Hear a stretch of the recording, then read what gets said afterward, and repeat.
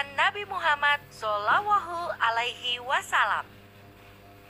Mekah yang semula hanya ditinggali oleh Hajar dan Nabi Ismail, seiring dengan berjalannya waktu, berubah menjadi sebuah negeri yang besar. Berkat doa Nabi Ibrahim, negeri itu sungguh mendapatkan berkah dari Allah.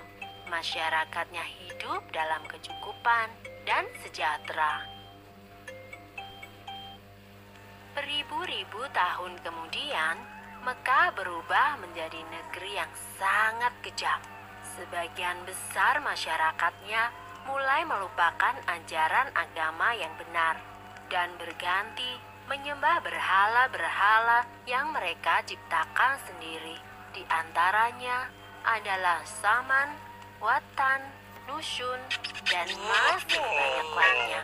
Semua itu adalah Tuhan yang mereka ciptakan dari batu, kayu, ataupun logam. Kaum Quraisy menganggap harta adalah segalanya.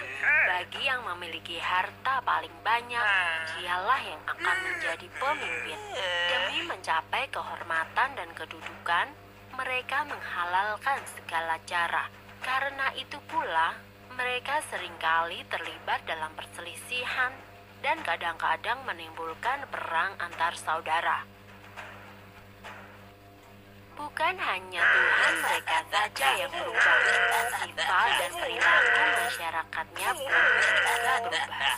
Kaum Quraisy yang secara turun-menurun menguasai Mekah dan Ka'bah mulai membentuk kelompok masing-masing. Mereka sangat berkuasa dan kaya raya. Namun kekayaan itu mereka dapatkan dengan cara yang tidak halal. Merampok, memeras rakyat kecil, berjudi, curang dalam berdagang, dan perbudakan yang sangat kejam.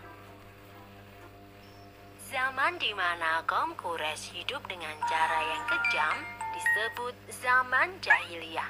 Pada zaman itu, ada seorang wanita soleh bernama Aminah. Suaminya bernama Abdullah.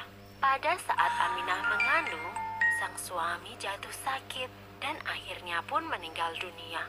Aminah merasa sangat sedih karena harus hidup sendirian.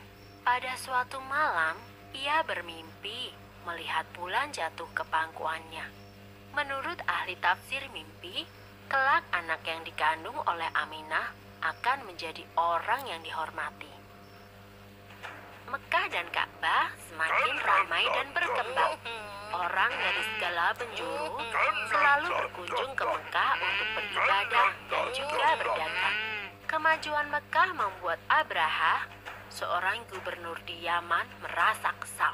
Ia telah membuat rumah ibadah yang jauh lebih besar dan lebih megah daripada Ka'bah.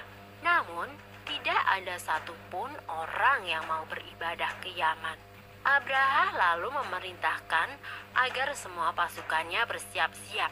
Mereka akan menyerang Mekah dan menghancurkan Ka'bah. Abraha dan pasukan bergajahnya menyerbu Mekah dengan penuh kesombongan. Ketika ia akan menghancurkan Ka'bah, tiba-tiba datang ribuan burung ababil.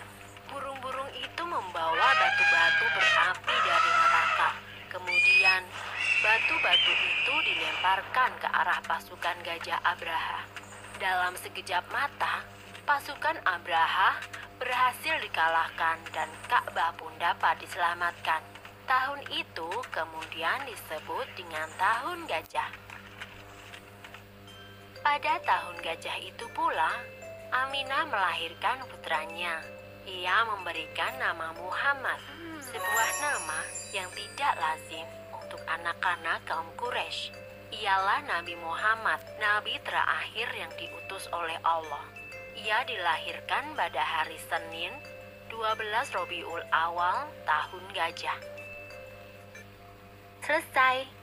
Sumber dalam Al-Quran terdapat dalam surat Al-Fil ayat 1-5 yang artinya, apakah kamu tidak memperhatikan bagaimana Tuhanmu telah bertindak terhadap tentara bergajah?